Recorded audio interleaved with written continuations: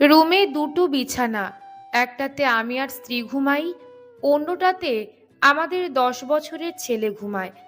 এক রাতে ছেলেটা খুব কাশছিল। ছেলের কাশির শব্দে ঘুম ভেঙে গেল। ঘুম ভেঙে যাওয়াতে এবং ছেলের বিরতিহীন কাশির শব্দ শুনে মেজাজ খারাপ হয়ে গেল। ঘুমন্ত স্ত্রীকে ধাক্কা দিয়ে উঠিয়ে তিরিক্ষি স্বরে বললাম, ছেলে ঘুমোতে পারছে না, আমি ঘুমোতে পারছি না, আর তুমি নাক ডেকে ঘুমোচ্ছ, লজ্জা করে না? হঠাৎ ঘুম ভাঙতে স্ত্রী হতভম্ব হয়ে গেল। তারপর বললাম, তোমার জন্য ছেলের এই অবস্থা। আমি সারা দিন খেটে খেটে মরছি, আর তুমি আছো শুধু খাওয়া আর ঘুম নিয়ে। ছেলে কি করছে, কি খাচ্ছে, সে খেয়াল আছে? যদি সঠিকভাবে ছেলের যত্ন নিতে, তাহলে ছেলে অসুস্থ হতো না। স্ত্রী বলল, সব বাচ্চাদেরই অসুখ বিসুখ হয়, এর জন্য কি মায়েরা দায়ী? কোনো মা কি চায় তার বাচ্চা অসুস্থ হোক? আর ছেলের দেখাশোনা একা আমাকে কেন করতে হবে? তুমিও তো দেখতে পারো। স্ত্রীর কথা শুনে এতটাই রেগে গেলাম যে তুই তোকারি করতে শুরু করলাম। একদম চুপ, একটা কথা বলবি না। আমার খাবি, আমার পরবি, আবার আমার মুখে মুখে তর্ক করবি। আমার ঘরে থাকতে হলে আমি যেভাবে বলবো সেভাবে চলবি, নইলে ঘর থেকে বের করে দেব। স্ত্রী আর কিছু না বলে শোয়া থেকে উঠে ছেলের কাছে গেল। ছেলেকে ঘুম পাড়িয়ে বিছানায় এলো। আমি ঘুমিয়ে পড়ার আগে টের পেলাম ও ফুপিয়ে ফুপিয়ে কাঁদছে। কাঁদুক, দোষ করবে আবার মুখে মুখে তর্ক করবে।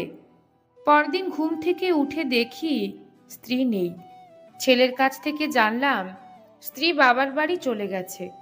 স্ত্রীর চলে যাওয়ার কথা শুনে প্রথমে দেমাক দেখিয়ে বললাম, গেছে ভালো হয়েছে, আপদ বিদেয় হয়েছে। কিন্তু কিছুদিন পরেই বুঝতে পারলাম মহা বিপদে পড়েছি। চাকরি, রান্নাবান্না, ছেলের দেখাশোনা সব মিলিয়ে নাজেহাল হয়ে গেলাম। তবু জেদ করে স্ত্রীকে আনলাম না। কাজের বুয়াকে টাকা বাড়িয়ে দিলাম যাতে সে প্রতিদিন আসে। ঘরের কাজকর্ম একরকম চালিয়ে নিচ্ছিলাম, কিন্তু সমস্যায় পড়লাম ছেলেকে নিয়ে। কিছুদিন পর পর ছেলে অসুস্থ হয়ে পড়ে। এত যত্ন নেওয়ার পরও কেন ছেলে ঘন ঘন অসুস্থ হয়ে পড়ে বুঝতে পারলাম না। তখন আবিষ্কার করলাম স্ত্রী থাকাকালীন সময়ে ছেলে এত অসুস্থ হতো না। অর্থাৎ স্ত্রী যে আমার চেয়ে ছেলের ভালো যত্ন নিত, এটা পরিষ্কার হয়ে গেল। এই উপলব্ধির পর সেদিন রাতে স্ত্রীর সাথে যে অযথা বাজে ব্যবহার করেছিলাম, তার জন্য অপরাধবোধ জেগে উঠল এবং স্ত্রীকে ফিরিয়ে আনার সিদ্ধান্ত নিলাম। সাথে সাথে স্ত্রীকে ফোন করলাম, কিন্তু সে ফোন ধরল না। যতই ফোন করি সে ফোন ধরে না। ফোনে মেসেজ পাঠিয়ে সরি বললাম, আর কখনো এমন করব না, তাও বললাম, কিন্তু কোনো কাজ হলো না। সে মেসেজ পড়েও দেখল না। অতপর শ্বশুরবাড়ি যাওয়া ছাড়া অন্য উপায় রইল না। পরদিনই শ্বশুরবাড়ি গেলাম। অনেকক্ষণ ছিলাম সেখানে, কিন্তু স্ত্রীকে আনতে পারলাম না। সে আমার সামনেই এলো না। বুঝতে পারলাম সে আমার উপর ভালোই রেগে আছে। পরদিন শ্বশুরবাড়িতে আবার গেলাম। এবার স্ত্রীকে খুশি করার জন্য ওদের বাড়ির সবার জন্য নানা রকম উপহার নিয়ে গেলাম, আর ওর জন্য নিলাম দামি শাড়ি। কিন্তু তাতেও কোনো কাজ হলো না। মনটা ভীষণ খারাপ হয়ে গেল। একটা অন্যায়ের জন্য এমন শাস্তি পেতে হবে ধারণা করিনি। রাতে ঘুমাতে পারি না, খাওয়ার রুচি চলে গেছে, সব মিলে বাজে সময় কাটতে লাগলো। একদিন সকালে অফিসে না গিয়ে পার্কে চলে গেলাম। বিষণ্ণ মনে চুপচাপ বসে থাকলাম। আধ ঘন্টা পর ছোট্ট একটা মেয়ে ফুল বিক্রি করার জন্য এলো। মেয়েটার মুখটা শুকনো, দেখে বোঝা যায় ক্ষুধার্ত। কিন্তু আমি এখন ফুল নিয়ে করবোটা কি? স্ত্রী নেই, তাই ফুল কেনার প্রয়োজনীয়তা বোধ করলাম না। মেয়েটাকে বললাম, ফুল লাগবে না। ফুল লাগবে না শুনে মেয়েটার শুকনো মুখ আরও শুকনো হয়ে গেল। ওই শুকনো মুখে বলল, সকাল থাইক্কা কোনো ফুল বেচতে পারি নাই, একটা নেন না স্যার। স্ত্রী রাগ করে বাবার বাড়ি চলে গেছে। ও থাকলে ফুল নিতাম, কিন্তু এখন ফুলের কোনো প্রয়োজন নেই। এসব সাংসারিক কথা ছোট্ট মেয়েটাকে বলা অর্থহীন। তবুও কেন জানি না বলে দিলাম। মেয়েটার কিছু না বলে নিরাশ মুখে চলে যেতে লাগলো। চলে যাওয়া মেয়েটার দিকে তাকিয়ে মনটা খারাপ হয়ে গেল। নিশ্চয়ই মেয়েটার অনেক সময় ধরে কিছু খাওয়া হয়নি। ডাকলাম মেয়েটিকে, এই শোনো।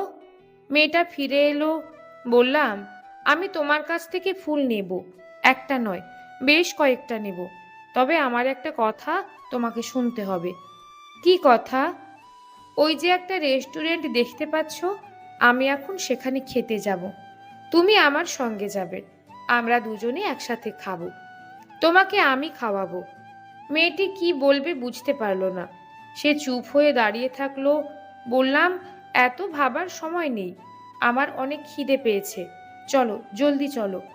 খাওয়া শেষ হলে সুন্দর একটা ফুলের তোড়া বানিয়ে দেবে। কি দেবে তো? মেয়েটি মাথা নেড়ে বলল, দেব। মেয়েটিকে নিয়ে রেস্টুরেন্টে খেতে গেলাম। আমার খিদে ছিল না, অনেক দিন ধরে খিদে নেই, শুধুমাত্র মেয়েটাকে সঙ্গ দেওয়ার জন্য খেলাম। খাওয়া শেষে সে একটা সুন্দর ফুলের তোড়া বানিয়ে দিল। মেয়েটিকে সাহায্য করা ছাড়া ফুলগুলো কেনার কোনো উদ্দেশ্য ছিল না আমার। সেই ফুলের তোড়াটি নিয়ে বাড়ি ফিরলাম। বাড়িতে ঢুকে চমকে উঠলাম। দেখি স্ত্রী রান্নাঘরে রান্না করছে আর ছেলে তাকে সাহায্য করছে। ফুল হাতে আমাকে দেখে স্ত্রী বলল, কি ব্যাপার, তুমি আজ অফিস যাওনি? আর হাতে ফুল কেন? কেউ দিয়েছে নাকি কারো জন্য কিনেছো? আমি কদিন ছিলাম না, তার মধ্যে এত কিছু? স্ত্রী কি বলছিল মাথায় ঢুকছিল না। আমি শুধু আশ্চর্য হয়ে চেয়ে আছি স্ত্রীর দিকে। এত কাকুতি মিনতি করেও যাকে ফিরিয়ে আনতে পারিনি, সে আজ নিজে থেকে কি করে ফিরে এলো? স্ত্রীকে দেখে এত ভালো লাগলো যে বলার মতো নয়।